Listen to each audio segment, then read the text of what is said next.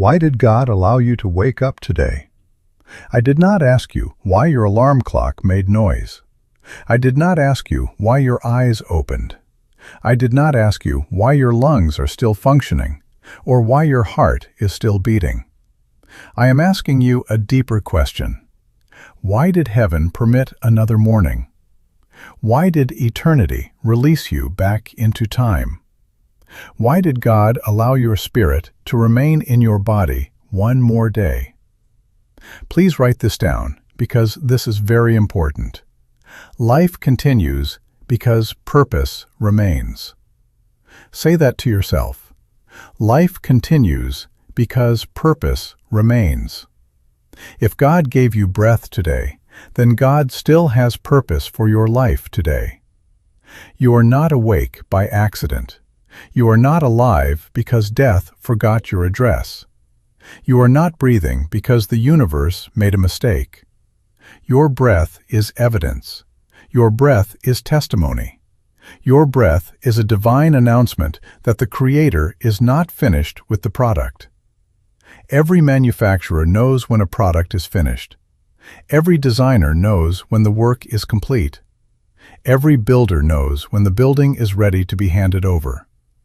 And I want you to understand something about God. God does not waste material. God does not waste breath. And God does not waste time. So if He allowed you to enter another day, it means there is still something in you that this day needs. There is still a deposit in you that this generation needs. There is still an assignment connected to your name that has not yet been fully delivered. That is why you must stop treating mornings casually. Some of you woke up complaining. Some of you woke up tired. Some of you woke up thinking, "Here we go again." But heaven was saying, "There you go again. There you go into another opportunity. There you go into another moment of mercy. There you go into another chance to become what I created you to be." You thought today was just Tuesday. God said, "No, this is evidence."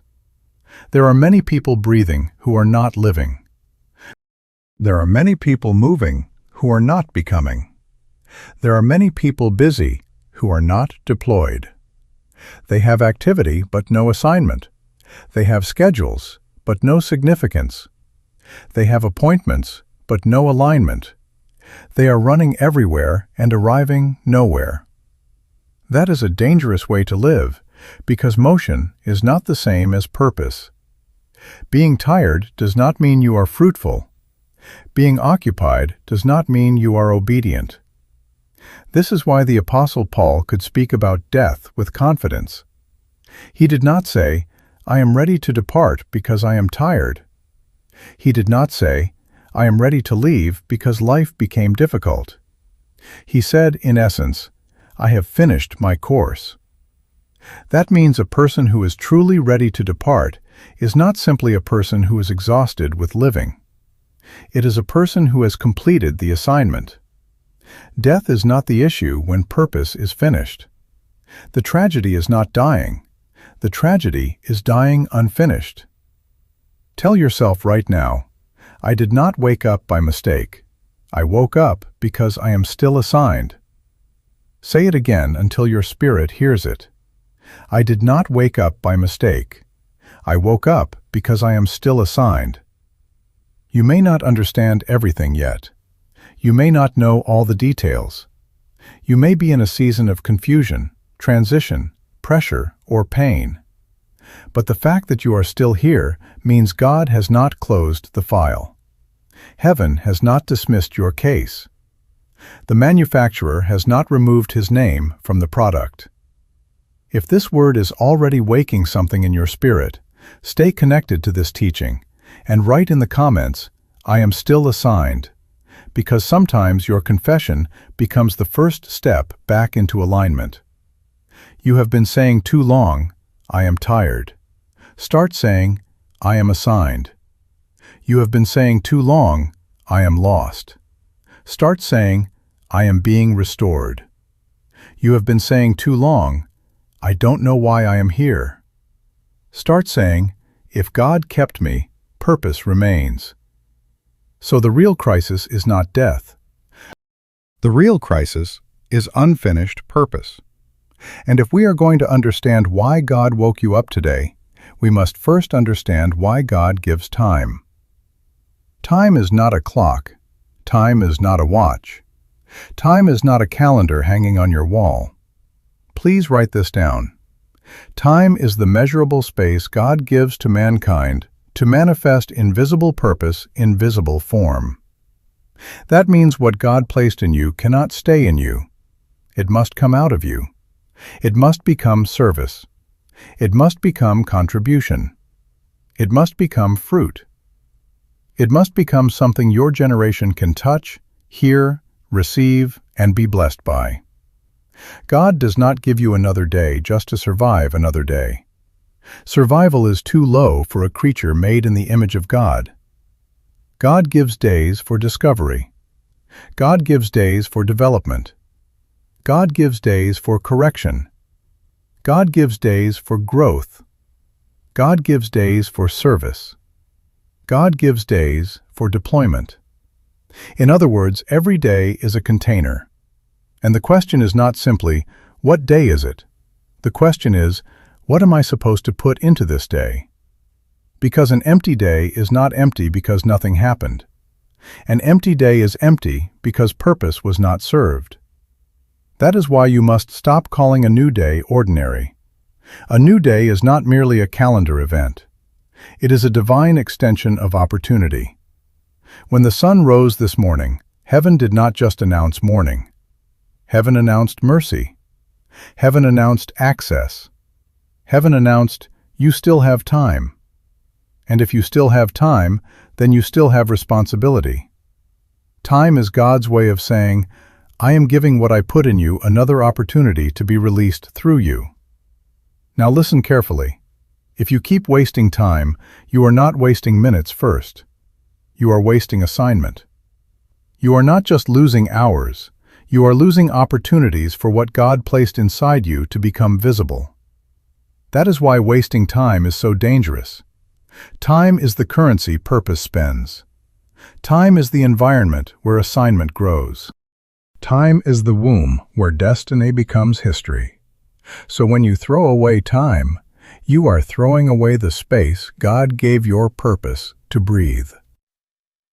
Some people wake up every morning asking, what can I get today? That is the question of a consumer. Who can help me? Who can pay me? Who can notice me? Who can bless me? But people of purpose wake up with a different question. They ask, what am I here to release today? Who am I here to serve today? What problem am I carrying the solution for today? What did God preserve me to contribute today? That is maturity. Children wake up looking for provision. Sons wake up looking for assignment. Purpose gives meaning to time. Without purpose, Monday becomes pressure. Without purpose, work becomes punishment. Without purpose, age becomes fear. That is why some people hate birthdays. They are not afraid of getting older. They are afraid of getting older without becoming clearer. They are afraid because time is passing, but purpose is not manifesting. When a person does not know why they are here, every year feels like an accusation. But when you discover purpose, age becomes proof that God has been developing you, training you, correcting you, and preparing you for greater deployment. This is why your lungs are not only keeping your body alive. Your lungs are giving your assignment another chance to speak. Every breath is an extension. Every breath says, try again. Every breath says, develop again. Every breath says, serve again. Every breath says, correct what was wrong and realign with what is right. So do not reduce your breathing to biology. Your breath is attached to your assignment. Your time is attached to your purpose. Your days are not random pieces of life. They are measured opportunities for divine intention.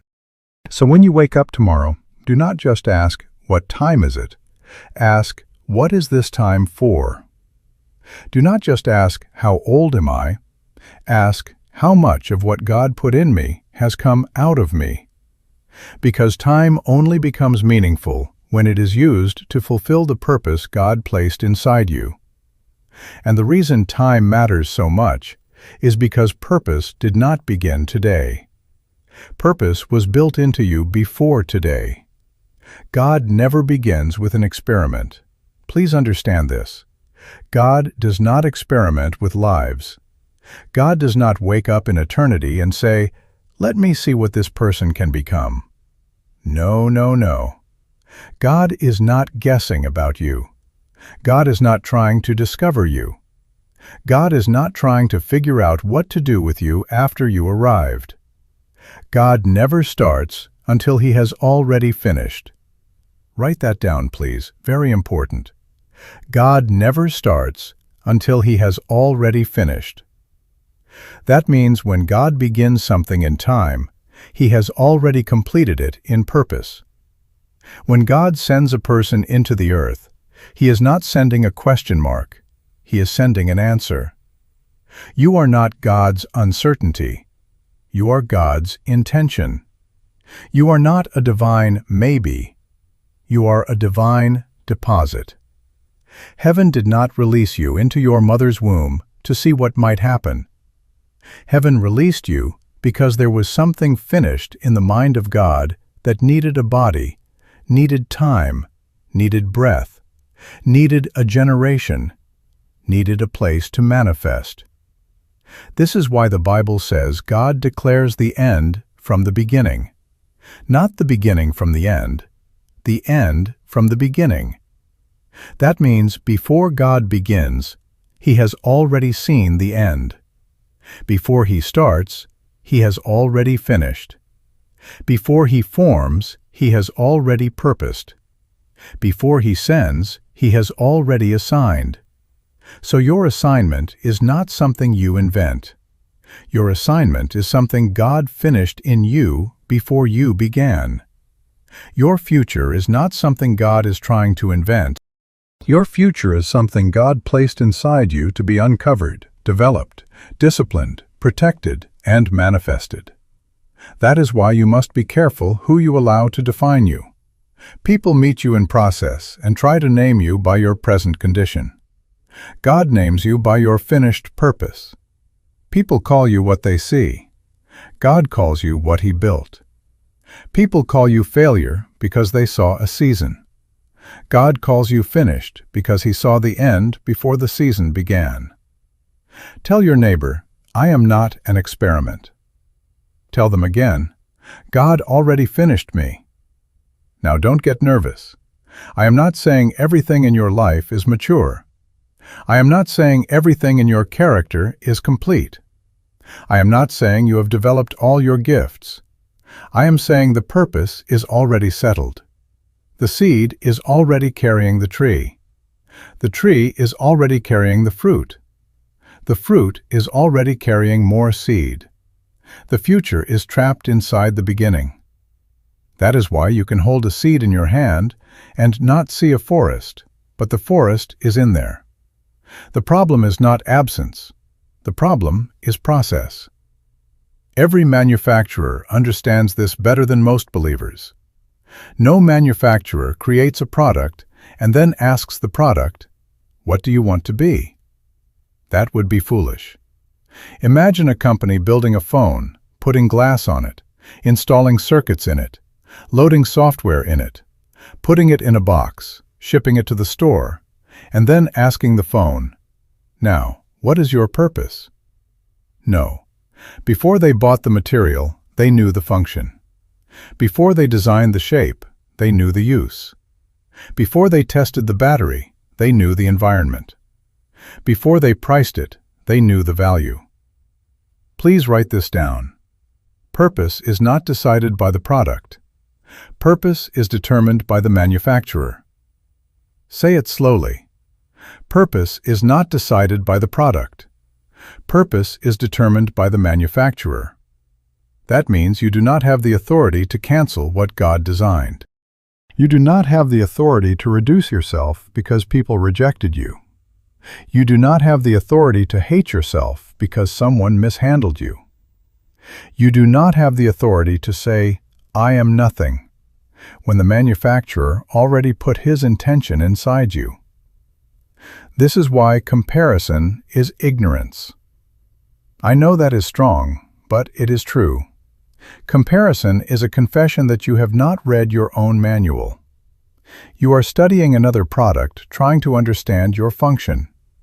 You are watching somebody else's gift, somebody else's calling, somebody else's platform, somebody else's marriage, somebody else's business, somebody else's ministry. And you are becoming depressed because their design does not explain your assignment. A refrigerator should never feel inferior because it cannot toast bread. A toaster should never feel inferior because it cannot wash clothes.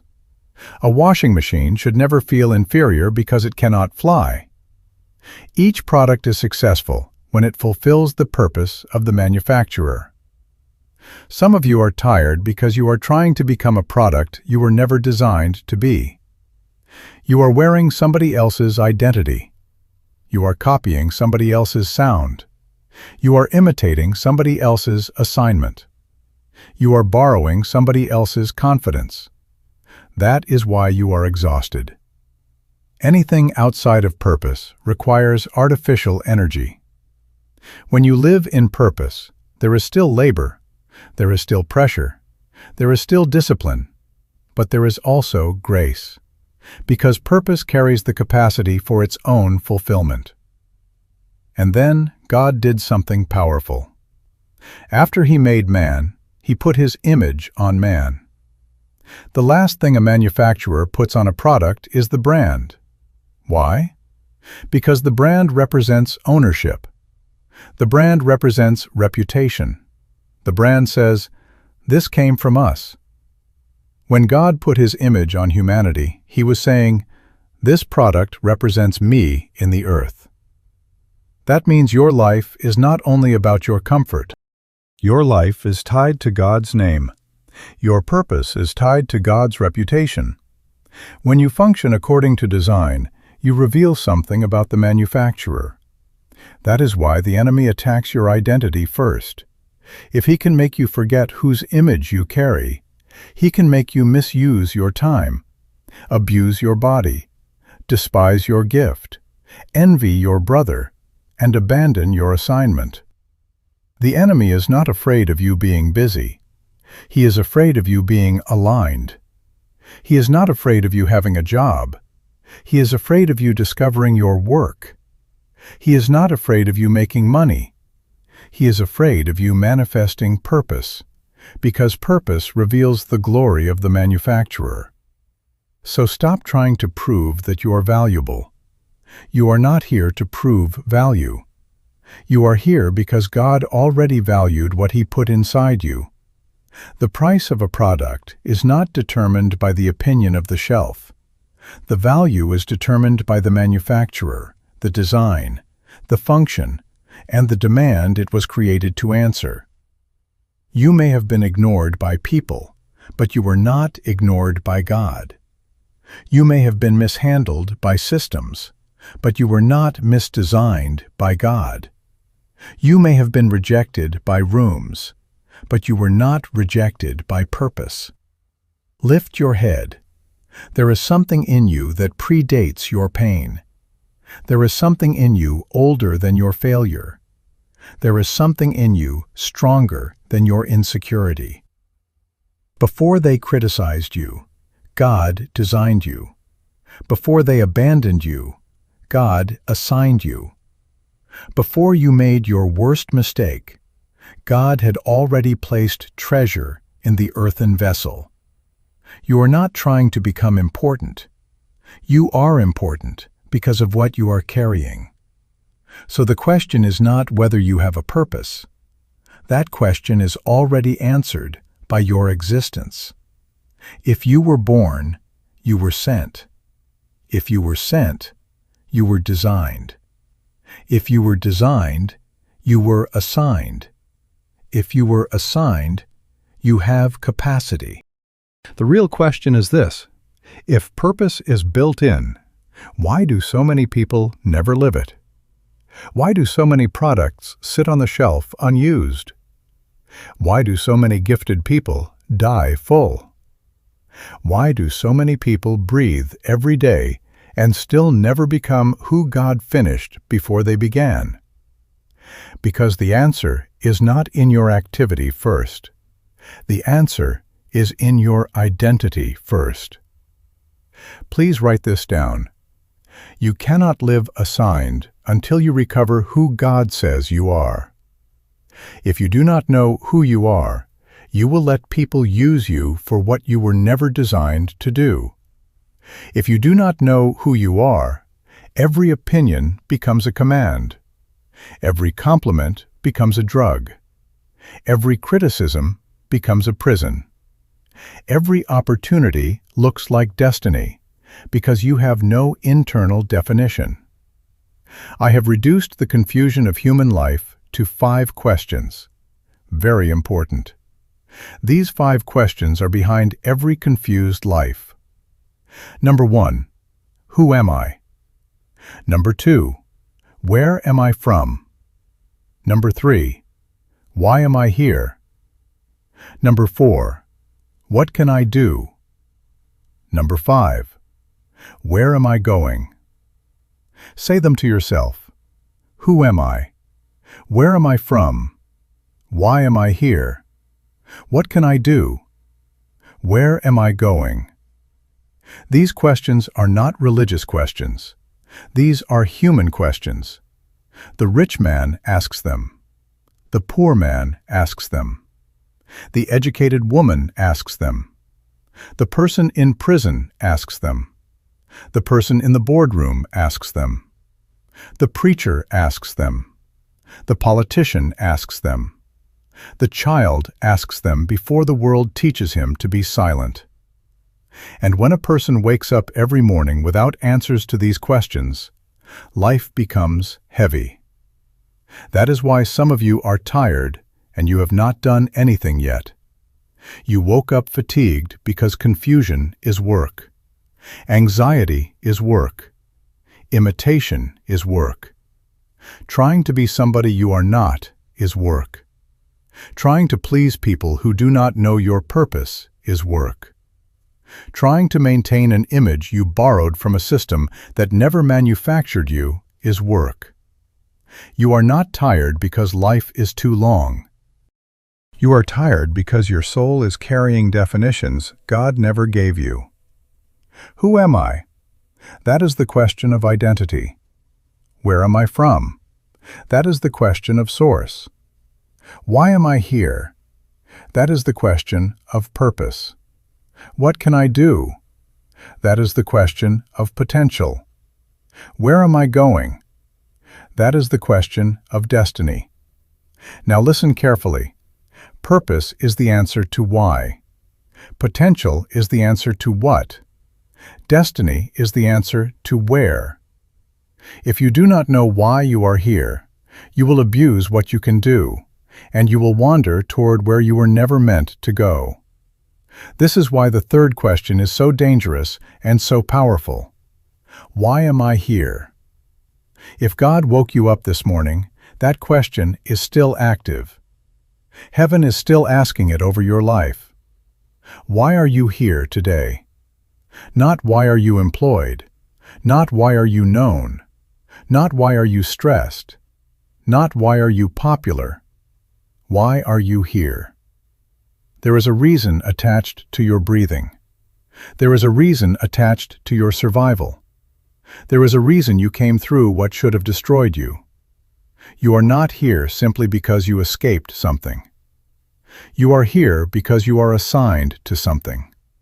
But you must answer who before you can fulfill why. Identity precedes assignment. A product that does not know its design will allow anybody to press any button. That is why people misuse you. Sometimes it is not because they are powerful. It is because you are undefined. When you do not know who you are, people will call you convenient, and you will think it is love. They will call you available, and you will think it is purpose. They will call you talented and use your gift without honoring your assignment. They will call you loyal while they drain your future. Why? Because you have not read the manual from the manufacturer. Stop letting labels define you. You are not what they called you. You are not what your family system named you. You are not your job title. You are not your salary. You are not your degree. You are not your divorce. You are not your failure. You are not your trauma. You are not the applause, because the same people who clap today can forget you tomorrow. You are not the brand on your clothes. Some of you are wearing somebody else's name on your chest because you have not discovered the name God put in your spirit. You are walking around advertising a manufacturer who did not create you. You got the shoes, the bag, the watch, the title, the office, the followers, and still you do not know who you are. Let God be true and every man a liar. If God says you are His workmanship, then stop calling yourself junk. If God says you are made in His image, then stop begging systems to validate you. If God says before you were formed, He knew you, then stop letting what happened after you were born cancel what He knew before you arrived. Your mistake came later. Your season came later. Your pain came later. Your title came later. Your purpose is older than all of them. Say this out loud, and do not whisper it like you are ashamed. Say, I am not my mistake. I am not my season. I am not my title. I am God's intentional product. Say it again until the lie gets nervous. I am not my mistake. I am not my season. I am not my title. I am God's intentional product. That means I came from intelligence. I came from design. I came from purpose. I came from a manufacturer who does not release products without function, without capacity, without an expected end. This is why confusion is not innocent. Confusion wastes time. Confusion sells identity. Confusion turns gifted people into performers. Confusion makes kings beg for chairs in rooms they were born to transform. Confusion makes prophets envy entertainers. Confusion makes leaders chase titles. Confusion makes a person live for applause instead of assignment. And the tragedy is that many people are alive, but they are unavailable to purpose because they are too busy maintaining a false self. You must meet yourself again. Not the self pain created, not the self-rejection trained, not the self-culture dressed up, not the self your job pays, not the self your followers like. You must meet the person God finished before your mother carried you. Go back to the manufacturer. Go back to the manual. Go back to the original intent. Ask Him, who am I? Ask Him, where am I from? Ask Him, why am I here? Ask Him, what can I do? Ask Him, where am I going? These questions are not optional. They are the foundation of a life that cannot be manipulated. Because once you know who you are, you can say no without guilt. Once you know why you are here, you can stop chasing everything that shines. Once you know what you can do, you stop despising your gift because it does not look like somebody else's. Once you know where you are going, you stop letting temporary seasons become permanent identities. A person with identity is difficult to enslave. A person with purpose is difficult to distract. A person with destiny is difficult to discourage. But confusion deepens when we mistake activity for assignment. And nowhere is this more dangerous than in the area of work. Because many people have built an entire life around what pays them, while never discovering what explains them. Your job is what they pay you to do, but your work is what you were born to release.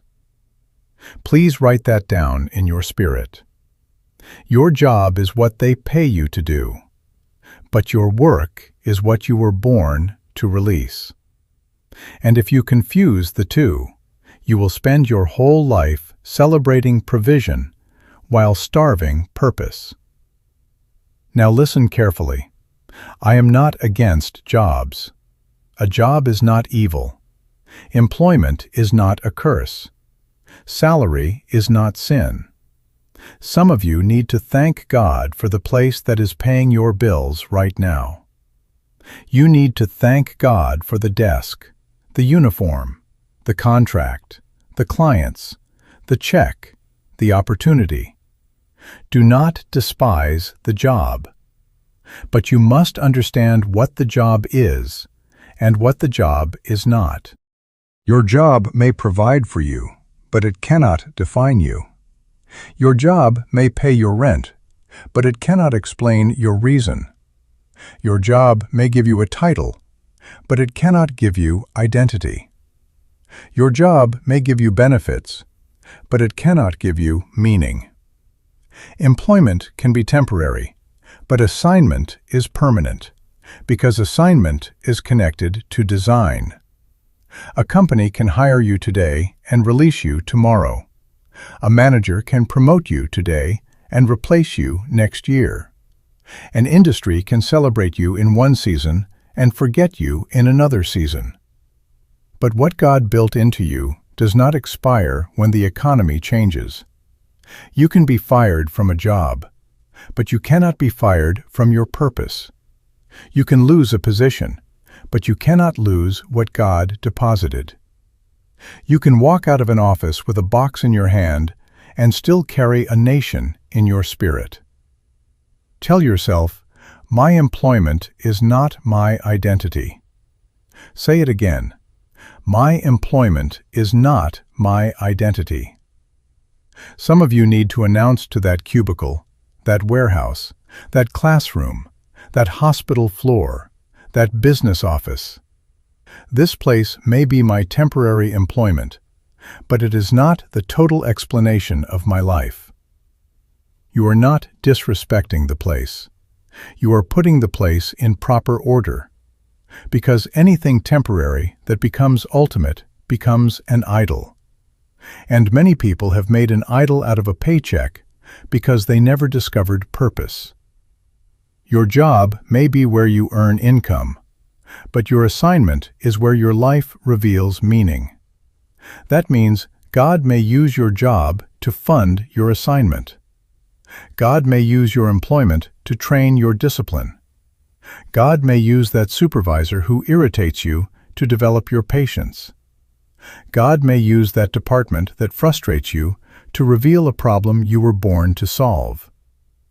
God may use that season where nobody notices you to refine your character before He exposes your gift. Do not curse the place of training because it does not look like the place of destiny. Some of you want visibility before you have stability. You want a platform before you have discipline. You want influence before you have integrity.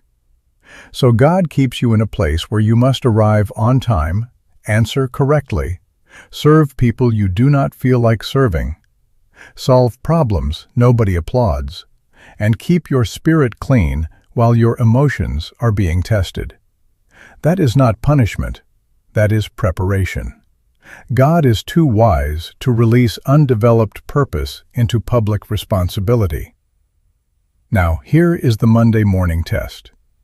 If everything in you dies when the week begins, you may be living from obligation without connection to purpose. If Sunday night feels like a funeral because Monday is coming, something is speaking. If your soul collapses every time the alarm goes off, do not ignore that signal. I am not saying quit your job tomorrow. Do not be foolish. I am saying ask a deeper question. Why does my strength disappear when my assignment should be waking up? Why do I feel buried in something that pays me?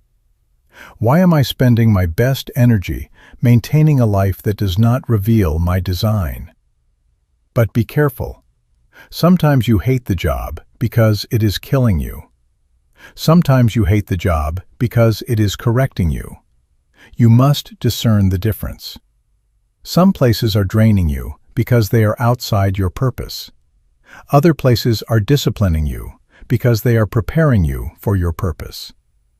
This is why you cannot live by feelings only. Feelings are real, but they are not always accurate. You need revelation. You need reflection. You need to ask the manufacturer, why am I here in this season? What are you training in me? What problem are you showing me? What gift are you sharpening? What character are you building? And please understand this. Assignment is not always a pulpit. Assignment is not always a stage. Assignment is not always a business card with a title on it. Assignment is not always a microphone, a platform, a company, a brand, or a ministry name. Some of you are assigned to build people. Some of you are assigned to solve problems. Some of you are assigned to restore families. Some of you are assigned to lead with integrity in corrupt systems.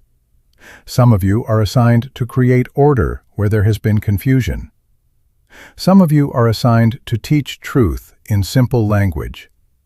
Some of you are assigned to carry wisdom into a dark place and make darkness uncomfortable. Do not reduce purpose to fame. Fame is not purpose. Applause is not purpose. Visibility is not purpose. Purpose is service to a divine intention.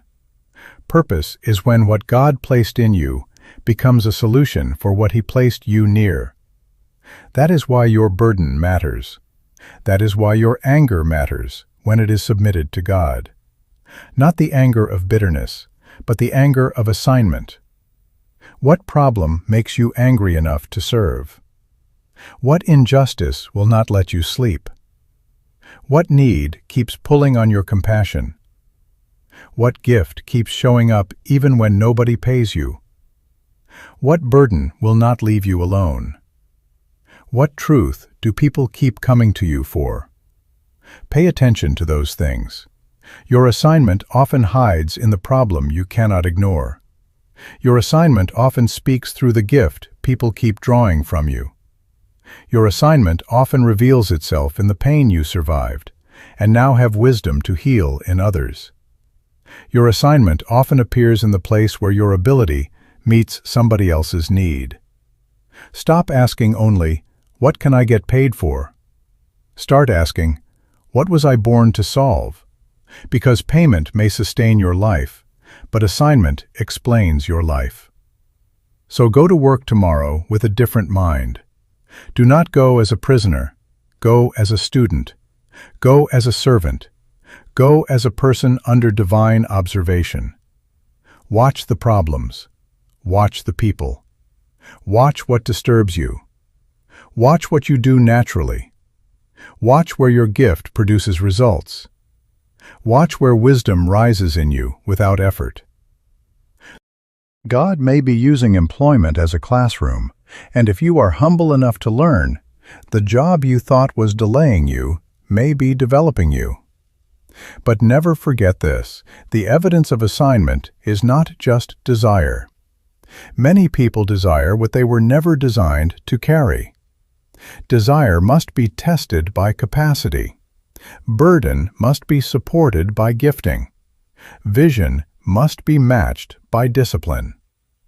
Because God would never command a thing He did not first equip.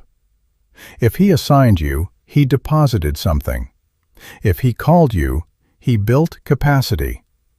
And that is where we must go next. Because your assignment is not only proof that God has a plan for you, it is proof that God already placed something in you capable of fulfilling it. If God assigned you, then God deposited something. Please write that down in your heart. Assignment is proof of deposit. God would never require from you what He did not first place in you. God is not cruel. God is not unjust. God is not standing over an empty life demanding fruit from a seed He never planted. No, no. If God commands fruit, it is because He put seed. If God commands dominion, it is because He put capacity. If God commands you to solve a problem, it is because He placed something in you that can answer it. This is why you must stop insulting the manufacturer by calling yourself empty. You are not empty. You may be undeveloped, but you are not empty. You may be untrained, but you are not empty. You may be afraid, but you are not empty. You may be wounded, but you are not empty. You may be delayed, but you are not empty. There is a difference between not having capacity and not having developed capacity. A child has legs before he can walk. A seed has a forest before it has branches. A gift can be present before it is polished. Potential is capacity in hidden form. Look at the seed. Everything the tree will ever become is hidden inside that seed before the seed ever sees the forest. The roots are in there. The trunk is in there. The branches are in there. The leaves are in there. The fruit is in there. The shade is in there. The next generation of seeds is in there. But if you judge the seed by what you see in your hand, you will underestimate what God put inside it. That little thing does not look like a forest. It does not look like shelter. It does not look like fruit. It does not look like multiplication. But the problem is not the seed. The problem is the environment, the process, the time, the cultivation, the pressure of soil, the breaking open. Some of you are angry because you are still in seed form, but you keep comparing yourself to somebody else's tree. Stop it. That is ignorance. You are looking at branches and hating your process. You are looking at fruit and despising your soil. You are looking at somebody's shade and cursing your hidden season. But God does not measure you by public display. God measures you by original design. If He put the tree in the seed, then the seed does not need to envy the tree. It needs to submit to the process that releases what is already inside. This is why frustration is often a sign of unused potential. Not always, but many times. Your spirit knows when there is more inside you than your life is expressing. That is why comfort can become uncomfortable. That is why a paycheck can pay your bills and still not quiet your soul. That is why you can sit in a room that everybody else admires and still feel like you are suffocating. Something inside you is saying, I was made for more than this expression. Not more in arrogance, not more in pride, more in responsibility, more in service, more in fruitfulness, more in alignment with design. Do not let inadequacy lie to you. Inadequacy says, you cannot do it because you are not like them. But God is not asking you to become them. God is requiring you to become fully what He designed. You do not need their voice. You need your voice developed. You do not need their gift. You need your gift disciplined. You do not need their platform. You need your obedience. You do not need their personality. You need your purpose. The manufacturer never compares products by appearance. He tests them by function. And that brings me to testing. No product leaves a manufacturing plant without being tested. Why? Not because the manufacturer thinks the product is useless. The test is not an insult. The test is confidence. The test says, we believe we put something in this product that can handle the environment for which it was designed. A refrigerator is tested for cold. A car is tested for pressure. A phone is tested for signal, battery, impact, and use. The test does not create the capacity. The test reveals the capacity. So stop interpreting every test as proof that you are finished. Some tests are proving what God already placed inside you. You thought the pressure came to destroy you, but the pressure revealed patience. You thought the rejection came to erase you, but it revealed conviction. You thought the delay came to bury you, but it revealed endurance. You thought the burden came to crush you, but it revealed compassion. Now listen carefully. Not every wound was sent by God. Do not blame God for every evil thing people did. God is not the author of wickedness. But God is so wise, so sovereign, so redemptive, that He can take what you survived and use it to clarify what you are assigned to heal, confront, build, or restore. Some of you survived abandonment, and now you carry grace to restore identity. Some of you survived injustice, and now you cannot be quiet around oppression. Some of you survived confusion, and now you teach with unusual clarity. Some of you survived poverty, and now you carry wisdom for stewardship and creation. Some of you survived broken systems, and now you are assigned to build better ones. The pain did not manufacture your purpose, but it may have pointed to the place where your purpose must serve. Now take responsibility. Stop waiting for permission from people who did not design you. They can recognize you, but they cannot manufacture you. They can employ you, but they cannot assign you. They can applaud you, but they cannot define you. Go back to the manufacturer. Ask for instruction. Ask for the manual. Ask, Lord, what did you put in me? What must be developed? What must be disciplined? What must be submitted? What must be released? Because potential without instruction becomes frustration. Potential without discipline becomes fantasy. Potential without purpose becomes danger. There are books in you, but you must write. There are solutions in you, but you must study. There are businesses in you, but you must plan. There are songs in you, but you must practice. There are children to raise, people to mentor, systems to correct, communities to serve, wounds to heal, truths to teach, and problems to solve. Do not die with the deposit still hidden. The cemetery is full of unreleased potential.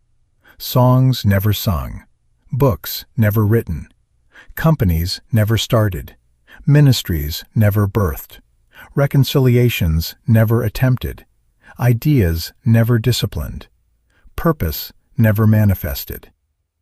So the next movement of your life cannot be merely believing you have potential. That is too cheap. Hidden capacity must become disciplined manifestation. The seed must enter soil. The gift must enter training. The burden must enter service. The vision must enter order. Because unmanifested purpose can still be lost in distraction. And this is where we must correct something very dangerous. Many people have plans, but their plans are not submitted to purpose. Now please listen carefully. Proverbs 19:21 says, "Many are the plans in a man's heart, but it is the Lord's purpose that prevails. Read that in your spirit. Many plans. Not one plan. Many plans. Many ideas. Many ambitions. Many schedules. Many strategies. Many dreams. Many goals. Many things written in notebooks, typed in phones, placed on vision boards, discussed in meetings, prayed over with emotion. But the verse says there is something stronger than all of them. It says, "But it is the Lord's purpose that prevails." That means your plans are not the highest authority in your life. Your ambition is not the highest authority. Your calendar is not the highest authority. Your opportunity is not the highest authority. Your talent is not the highest authority. Your connections are not the highest authority. The Lord's purpose is the governing principle. Write this down. Plans are servants. Purpose is master. Plans are tools. Purpose is law. Plans are methods. Purpose is reason. When a plan rebels against purpose, that plan becomes a beautiful distraction. From that one verse, I want to give you 3 principles. Number 1, purpose is more powerful than plans. Number 2, purpose is more important than plans. Number 3, purpose must come before plans. Say it again. Purpose is more powerful than plans. Purpose is more important than plans. Purpose must come before plans. If you miss these 3, you will spend energy building something God never authorized. Purpose is more powerful than plans because God's original intent has more strength than human arrangement. You can arrange your life and still be out of alignment. You can organize your calendar and still be disobedient. You can have a 5-year plan, a 10-year plan, a retirement plan, a business plan, and still not have a purpose plan. And if your plans are fighting God's purpose, you are not organized. You are organized rebellion. You are efficient in the wrong direction. You are disciplined in disobedience. You are moving fast, but fast is not always forward. Purpose is more important than plans because plans answer how, but purpose answers why. And if the why is wrong, the how does not matter. You can become excellent at something you were never born to do. You can master a system that is burying your assignment. You can win awards in a field that is draining your soul. You can become successful in the eyes of people and empty in the presence of God. That is a dangerous life. That is when applause becomes anesthesia. Everybody is clapping while purpose is dying. Purpose must come before plans, because plans were never designed to create purpose. Plans are designed to serve purpose. A plan is only powerful when it is submitted to what God originally intended. If you do not know the purpose of a thing, you will abuse the plan for the thing. If you do not know why you are alive, you will plan around survival, image, competition, fear, and greed. But when purpose is clear, plans become holy. Your calendar becomes an altar. Your money becomes a servant. Your relationships become aligned. Your decisions become cleaner. Your no becomes stronger. Your yes becomes more expensive. This is why you must be careful with good opportunities. The enemy of right is not always wrong. Sometimes the enemy of right is good. Not everything open is ordained. Not everything available is assigned. Not everything profitable is purposeful. Not everybody who invites you should have access to you. Not every door with light behind it was opened by God. Some doors are tests of your identity. Some doors are traps for your appetite. Some doors are invitations to be celebrated while you abandon the reason you were preserved. Some of you are praying for open doors, but you need to pray for discernment. Because an open door without purpose can become a prison with good lighting. A profitable opportunity outside purpose can still produce an empty life. You can make money and lose meaning. You can gain influence and lose innocence.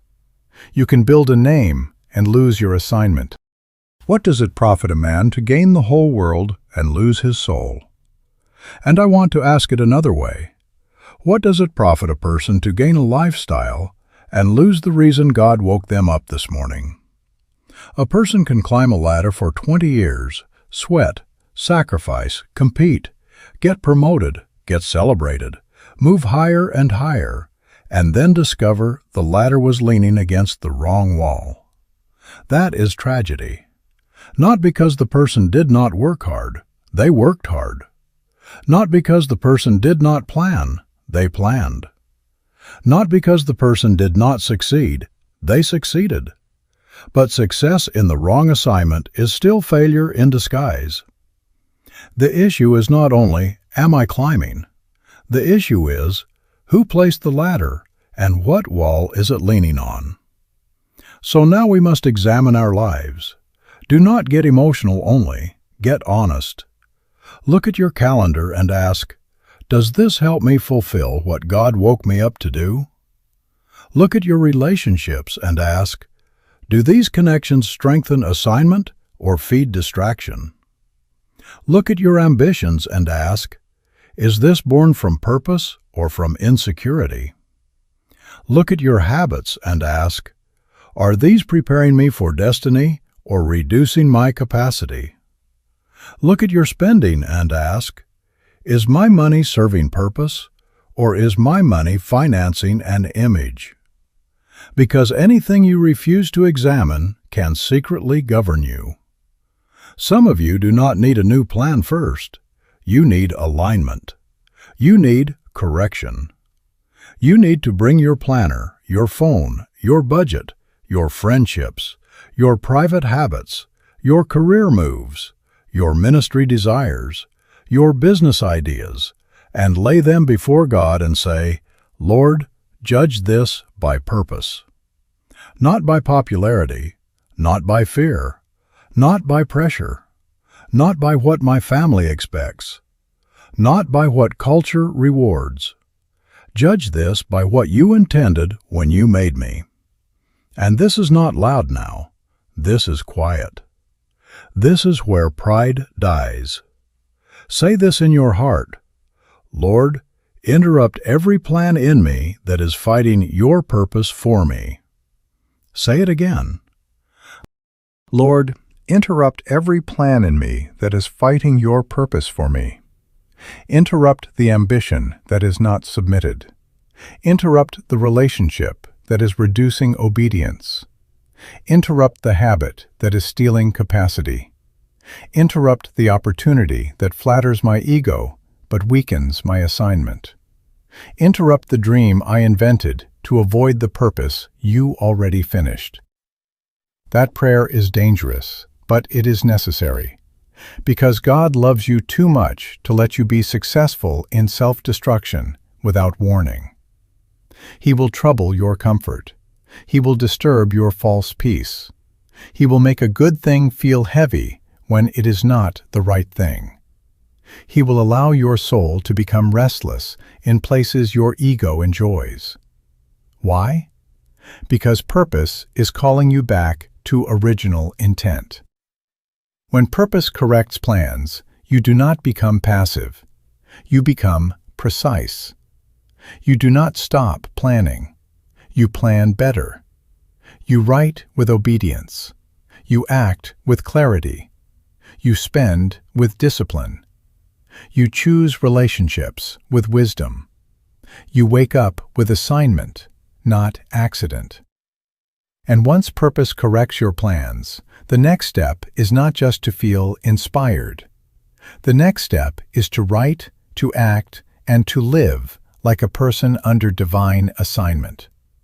So tomorrow morning, do not just wake up. Report for duty. Do not merely open your eyes and say, "I am alive." Open your eyes and say, "I have been deployed." Because if breath is proof that assignment remains, then every morning is not only a gift, every morning is a command. Every sunrise is God saying, "There is still something in the earth that requires what I put in you." Please write that down in your heart. Breath requires response. This is where revelation must become instruction. It is not enough to shout about purpose. It is not enough to cry about destiny. It is not enough to say, "I feel inspired." Inspiration without obedience becomes another form of entertainment. If God woke you up, then ask Him why. If God gave you breath, then ask Him where that breath must be spent. If God preserved your life, then ask Him what part of your assignment must move today. So I want to give you a simple pattern. Tomorrow morning, before you touch the noise of the world, before you check the phone, before you let other people's emergencies become your government, stop. Put your hand on your chest and thank God for breath. Say, "Lord, thank you for trusting me with another day." Then ask Him, "What does purpose require from me today?" Not what does fear require, not what does pressure require, not what does my ego require. What does purpose require? Then identify one person to serve. One person. Purpose is never selfish. Who can I strengthen today? Who can I encourage? Who can I teach? Who can I help? Who can I forgive? Who can I call? Who can I build? Then identify one gift to develop. Read something. Practice something. Study something. Write something. Build something. Sharpen something. Do not ask God to use what you refuse to develop. Then identify one distraction to refuse, one conversation, one appetite, one habit, one scroll, one invitation, one old pattern that keeps stealing your capacity. And then identify one act of obedience to complete. Not 10, 1. Finish one thing God has been telling you to do. That is how assignment enters the day. Thank God for breath. Ask what purpose requires. Serve one person. Develop one gift. Refuse one distraction. Complete one obedience. That is not complicated. It is precise. And many people do not need more information. They need precision. They know too much and obey too little. Now listen to me carefully. Start writing the clues. Do not trust your memory with your destiny. Write the recurring burdens. Write the problems you cannot ignore. Write the gifts people keep drawing from you. Write the childhood dreams that keep coming back, even after life tried to bury them. Write the strengths that have been confirmed by wise people, not flatterers. Write the doors God keeps emphasizing. Write the pain that became wisdom. Write the questions people always bring to you. Write the things that make righteous anger rise in you. These are not accidents. These may be signals. And do not wait for perfect conditions to begin. Perfect conditions are a myth. If you wait until you have enough money, enough time, enough applause, enough confidence, enough support, enough clarity, enough convenience, you will die waiting. Purpose grows through use. Gifts grow through use. Wisdom grows through use. Courage grows through use. You do not become ready by wishing. You become ready by obeying the next instruction. Some of you are saying, "But I am too old." No, age does not cancel assignment. If you are breathing, you are still carrying something. Some of you are saying, "But I failed." Failure does not erase assignment. Repent, learn, recover, and obey. Some of you are saying, "But I am delayed." Delay does not bury assignment. Seeds understand seasons. Some of you are saying, "But I have opposition." Opposition does not disqualify assignment. Sometimes opposition confirms that you are finally moving in the right direction. Do you understand what we have been saying? Breath proves time. Time serves purpose. Purpose comes from the manufacturer. Identity unlocks assignment. Capacity confirms assignment. Obedience manifests assignment. That is the journey. That is the order. Do not break the order. If you forget who made you, you will let people define you. If you let people define you, you will pursue wrong plans. If you pursue wrong plans, you will waste time. If you waste time, you will live breathing, but not deployed. For the next 7 mornings, I challenge you, before touching the noise of the world, ask God one question. What part of my assignment must I obey today? 7 mornings, not once. 7 mornings. Let that question judge your schedule. Let that question judge your mood. Let that question judge your spending. Let that question judge your conversations. Let that question judge your excuses. What part of my assignment must I obey today? And when He shows you, do it. Do not negotiate with clarity. Do not make prayer a hiding place from obedience. Some people keep praying because they do not want to act. Prayer is not a substitute for obedience. Prayer is the place where obedience receives instruction and power. When God says write, write. When God says apologize, apologize. When God says study, study. When God says leave the distraction, leave it. When God says start small, start small. Small obedience is not small when it is connected to divine purpose. So I speak to the person who woke up tired, discouraged, confused, and almost convinced that your life is just repetition. No, you are not just repeating days. You are being given opportunities to fulfill what God preserved. You are not here because death forgot you. You are here because purpose is still demanding expression. You are not merely alive. You are assigned. Say it quietly, but say it with conviction. I woke up because I am still assigned. Say it again. I woke up because I am still assigned. Let that become your declaration. Let that become your correction. Let that become your morning government. Do not wake up as a victim of yesterday. Do not wake up as a servant of your phone. Do not wake up as a prisoner of other people's opinions. Wake up as a deployed person.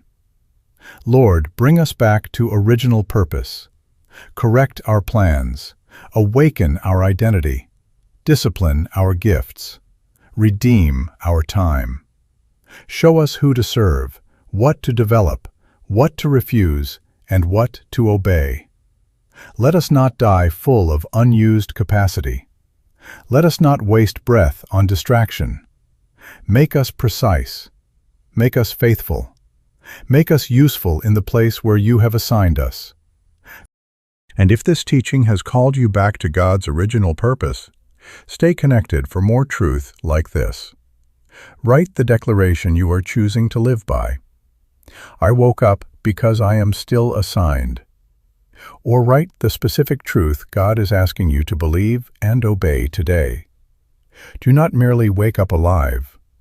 Wake up deployed into the purpose God preserved you to fulfill.